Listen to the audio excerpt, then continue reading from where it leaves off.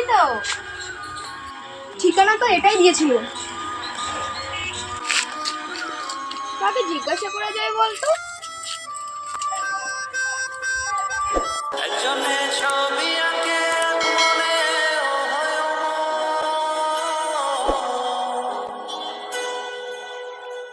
এই ওই ছেলেটাকে গিয়ে জিজ্ঞাসা করি চল।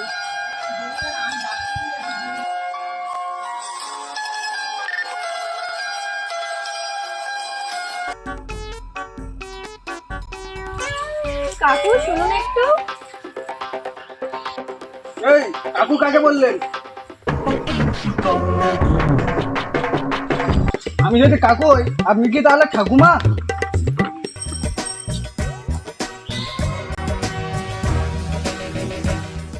কি বললেন আপনি? এদিকে আসুন। ছি ছি ছি, আপনাদের একটু লজ্জা করে না? ভদ্রবাড়ির মেয়ে হয়ে একটা ছেলেকে কাছে রাখছেন। তবে রে, যেই কাজটা করতে এসেছিস সেই কাজটা কর। আরে ঠাকুমা, এটা কি আপনার বাড়ির কাজের মাসি? একে তো একদমই ছাড়বো না। এইসব তুই ছাড়তো, একে পরে দেখে নিবি। এই ঠাকুমা, আপনার বাড়ির কাজের মাসিকে বলে দিন আমি লেডিসদের সঙ্গে ফাইট করি না। এই আমি এখানে ঝগড়া করতে আসিনি, আমি এই পাড়ার চন্দনের ঠিকানা জানতে এসেছি। সে বড়লোক নাকি রাস্তার ভিখারি? এই ঠাকুমা, আমাদের চন্দনদার নামে একটাও বাজে কথা বলবেন না। আমাদের চন্দনদা নামেও চন্দন, কাজেও চন্দন। বলো নি ঠাকুমা, চলুন শ্বশুর বাড়ি।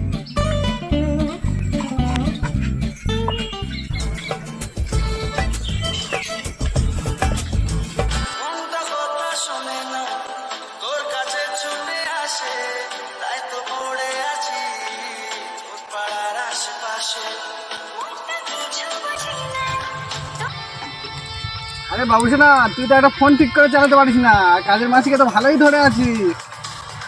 আরে না, মানে সরি। এই আশিস, শোন।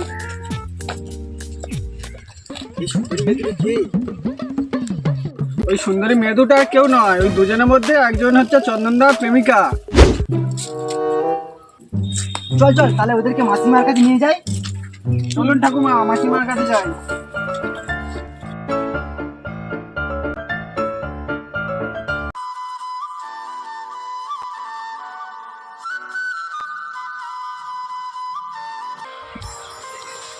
তোমার মাসিমার বাড়ি আর কত দূরে? এই তো এসে গেছি।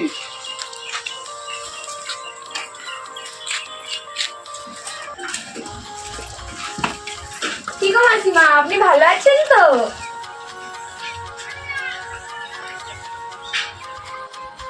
কে মা তোমরা? তোমাদের তো ঠিক আমি চিনতে পারলাম না। মাসিমা, তুমি এদেরকে চিনবে না, চন্দনদা এদেরকে ভালো করে চেনে। মাসিমা, আপনি এখন বলুন চন্দনদা কোথায় আছে? আরে চন্দনকে তোরা এখন কোথায় পাবি? চন্দন তো এখন কলেজে আছে। এই বাবু, তুই তাহলে ওদেরকে নিয়ে আয়, আমি এখন আসছি। ঠাকুমা টাটা।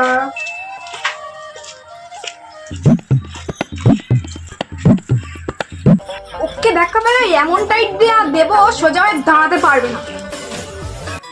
মা, তুমি কি কিছু বললে? তুমি চেপে যাও। মাসিমা, তাহলে আমরা এখন আসছি।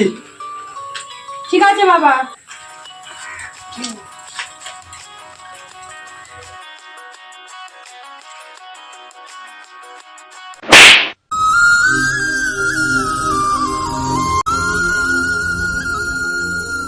কিছুক্ষণ পর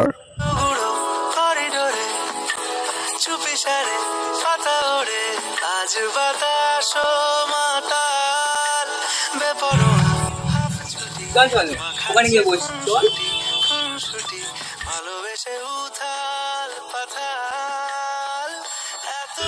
জানিস তন্ময়, আজ 3 বছর হয়ে গেল কৃষ্ণের কথা কিছুই বুঝতে পারছি না। আচ্ছা, ও কি আমায় ভুলে গেছে?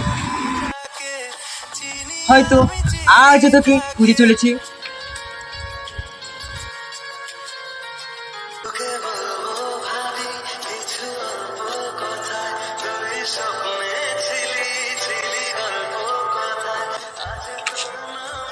ওই দেখ চন্দন, স্বর্গ থেকে যেন দুটো পরি নেমে আসছে।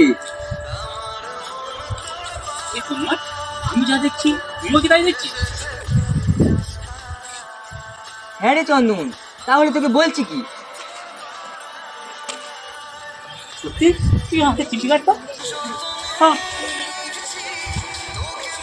ওরা স্বপ্নের পরি নয়, ওই তো আমার স্বপ্নের রানী।